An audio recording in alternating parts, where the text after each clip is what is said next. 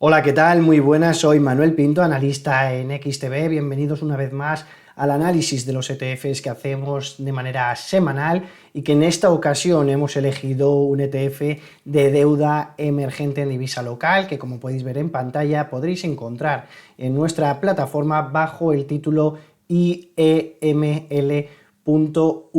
un ETF de distribución en dólares, que voy a explicaros algunos puntos que podrían fomentar y impulsar este ETF. Como veis en pantalla, vamos a hablar sobre los principales drivers de este producto, de este fondo cotizado, y para ello creemos que el principal va a ser 2024, el año de la renta fija. Estamos plenamente convencidos que 2024 va a ser un gran año, si todo sigue como tenemos previsto en estos momentos, para todos los títulos de renta fija, principalmente gubernamentales. Los motivos que nos pueden llevar también a estos drivers que pueden impulsar este ETF son la caída de la inflación, la desaceleración continuada que hemos visto de la inflación en los países desarrollados y países emergentes, que podría haber tocado techo meses atrás, y que hemos visto una caída sostenida en cada una de las métricas que hemos ido conociendo en las últimas semanas. Las altas tasas de interés son otro de los principales motivos que nos llevan a ser muy positivos en este ETF, ya que los países emergentes subieron tasas previamente a los países desarrollados y mantienen ahora mismo un nivel en unos resistencias mucho más altas.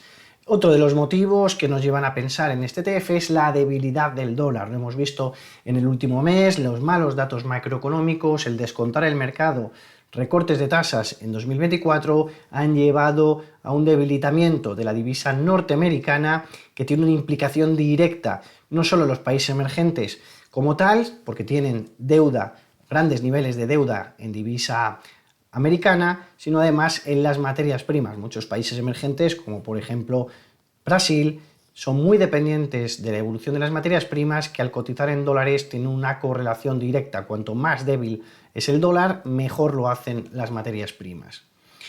Vamos a analizar un poquito estos drivers, como os decía. Primero de ello, hablando sobre las maneras que podemos invertir en renta fija. Lo hablamos en un seminario la semana pasada, y como simplemente concepto, en renta fija podemos invertir a través de bonos directos, a través de fondos de inversión o a través de ETFs. Creemos que es el momento de hacerlo a través de ETFs porque nos va a permitir tener una apreciación en el precio tras a las caídas o recortes en los tipos de interés y en otros catalizadores que hablaremos ahora, y por lo tanto van a propiciar un aumento en el precio del producto. Si va a pasar esta situación, creemos que es mejor hacerlo con ETFs, ya que es mucho más competitivo a nivel de comisiones que los fondos de inversión. Además, con XTB ya sabéis que la compra y venta de ETFs, igual que de acciones, hasta los primeros 100.000 euros de negociación es cero, y por lo tanto tiene una gran ventaja no solo en cuanto a las comisiones, sino también en la liquidez, tanto en los fondos de inversión como los bonos en directo. Los bonos en directo están muy bien si tenemos pensado mantenernos durante el plazo que dure el bono en ese producto, pero si creemos que vamos a necesitar ese capital antes, o vamos a querer vender el producto antes, desde luego es mucho mejor hacerlo con un ETF, ya que tiene más liquidez y tiene más diversificación. Recordar que el ETF tiene muchos bonos dentro del producto, de tal manera que diversifica el riesgo emisor y diversifica en distintos bonos dentro del mismo paquete. Así que, por tanto, pues esos son los motivos que nos llevan a pensar que a través de ETFs puede ser la decisión adecuada.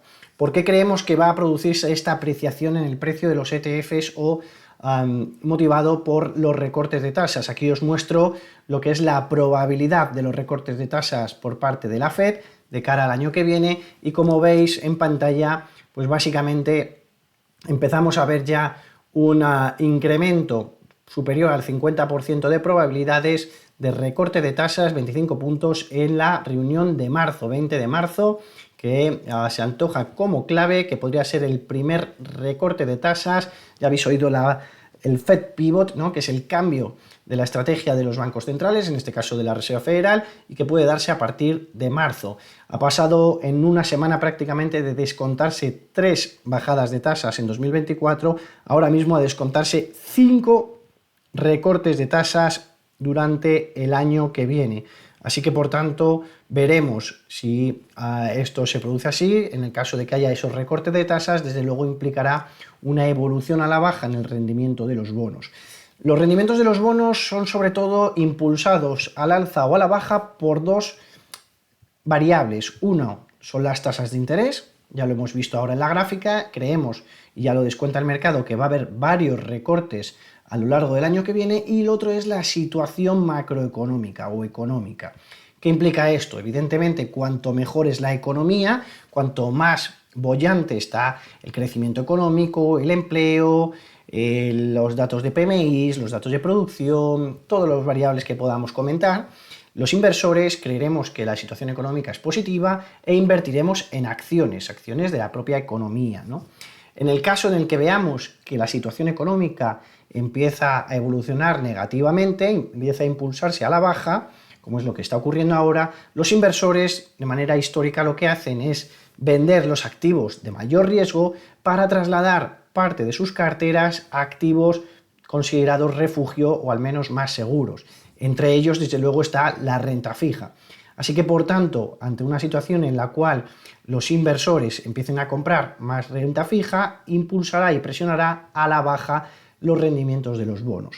Si, por tanto, los rendimientos de los bonos empiezan a cotizar a la baja, el precio también influirá al alza. Ya sabéis que esa descorrelación entre la rentabilidad de los bonos y el precio. Así que, por tanto, de los 2 factores más importantes que pueden afectar al rendimiento de los bonos, a la rentabilidad, los 2 creemos que van a hacerlo en el mismo sentido, es decir, impulsando a la baja los rendimientos de los bonos y, por tanto, favoreciendo la apreciación del precio de estos productos. Ya lo estáis viendo aquí en la gráfica, en la que la línea negra muestra las sorpresas negativas a nivel macroeconómico. Aquí en la línea azul os muestro lo que ha sido la renta variable, ¿vale? Hay una descorrelación en este caso porque el mercado ha descontado tasas inferiores a lo largo del año que viene.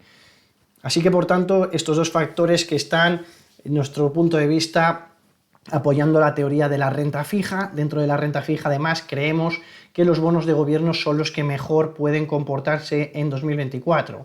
Lo hablamos el otro día, pero como breve resumen, deciros que creemos que lo va a hacer mejor que los bonos corporativos investment grade, que es la mejor calidad, o bonos corporativos o de gobierno high yield, porque creemos que puede venir alguna situación, como decíamos ahora, económica, que no sea tan positiva y que eso haga que los spreads de crédito de investment grade o de high yield empiecen a ir hacia arriba. Por tanto, la rentabilidad de estos bonos vaya arriba y el precio, por tanto, se impulse a la baja. Estamos viéndolo incluso también en las solicitudes de default, de impagos de empresas en Estados Unidos, en las que cada vez vamos viendo una mayor solicitud de impagos. Todavía los spreads de crédito creemos que no están correlacionando con todas las solicitudes de impago que hay y, por tanto, creemos que va a haber dificultades económicas y perjudicará a los bonos corporativos de investment grade, como digo, o de high yield, favoreciendo los bonos gubernamentales como activo refugio. Dentro de los bonos gubernamentales, ¿en dónde creemos que puede haber una mejor oportunidad de mercado? Pues creemos que va a existir en la deuda, como decía al principio, emergente. Aquí os muestro una gráfica de los movimientos que ha habido en los principales bancos centrales. Aquí os comparo tanto el Banco Central Europeo como la Reserva Federal, como de los países emergentes. Y lo que podéis ver en la línea verde, que son los países emergentes, vais a ver que el inicio progresivo de las subidas de tasas fue previo al de las 2 otras entidades presididas por Jerome Powell y por Christine Lagarde respectivamente. Así que ese inicio que hemos visto previo en las subidas de tasas también se hará un inicio previo en los recortes de tasas, como os muestro en pantalla y ahora veremos. Hay algunos bancos centrales dentro de los emergentes, como son Brasil o Polonia, que ya de hecho han decidido recortar y hacer unos primeros recortes en los tipos de interés. Además, como decíamos, la debilidad del dólar creemos que puede potenciar nuestra idea. Un poco sosteniendo esta idea, os muestro en pantalla el número de bancos centrales que han ido recortando las tasas en los últimos meses, que es cada vez un número superior, y cómo ese número superior ha sido principalmente dirigido por los países emergentes, en línea azul clarita, que podéis ver en pantalla cómo esas políticas monetarias algo más expansivas, acomodaticias, están siendo lideradas por los países emergentes.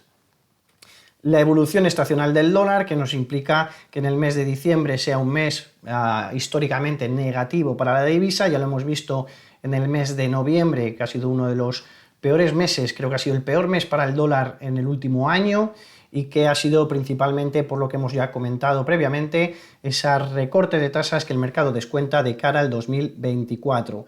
Este ETF, como os decía, de JP Morgan, Emerging Local Government Bond, está compuesto principalmente por 4 países: México, Brasil, China, Polonia, el resto, el 60%, que es dividido entre otra serie de países, bonos emergentes, de distribución en dólares, 331 bonos, una desviación típica de 10,88, un poquillo mayor, evidentemente, al ser emergentes, esa desviación típica que otros países y otros bonos gubernamentales. La comisión de gestión, que es un 0,50% al año, recordar que es una comisión que tienen los ETFs, igual que todos los fondos de inversión de gestión activa tienen un TER mucho más alto. Los ETFs también de gestión pasiva tienen una serie de comisiones que están incluidas aquí en el TER, ¿vale? Esto no lo vais a ver reflejado como una comisión, sino que al cabo del año, si mantenéis un ETF desde el 1 de enero hasta el 31 de diciembre, si el ETF hubiese subido un 4%, en este caso imaginaros si hubiese descontado un 0,50 sobre esa comisión de gestión, de tal manera que hubiese sido un 3,50%, ¿vale? Sí, es una comisión que va deduciéndose de la rentabilidad del ETF cada día en la parte proporcional. El vencimiento medio es de 7 años, el cupón que nos estaría dando ahora mismo sería del 5%, y la yield to maturity, contando tanto el cupón como la valoración en precio hasta llegar a 100, sería del 6,83. De momento, a lo largo del año, el year to date ha ofrecido casi un 8%, un 7,94% de revalorización.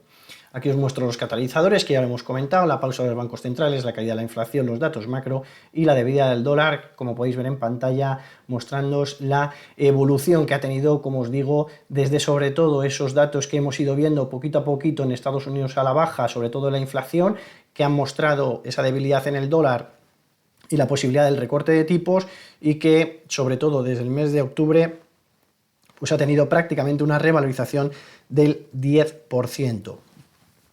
Así a rápido resumen, tipos de interés en Brasil, ya estáis viendo cómo empiezan a caer desde casi esos niveles del 14%. La verdad es que Brasil es un país que nos gusta muchísimo. Tras despejarse las dudas políticas en las elecciones que ganó Lula, pues la verdad es que ha habido una evolución constante en cuanto al crecimiento del Producto Interior Bruto, que hemos visto ahora reflejado en nuevas estimaciones del Fondo Monetario Internacional. Realmente el equity, el índice Bovespa, ha sido uno de los mejores índices de todo el año. Realmente las materias primas han favorecido la evolución del índice también. Bueno, realmente creemos que va a ser un índice que ha tenido un 2023 espectacular y que puede seguir continuando con ello en 2024.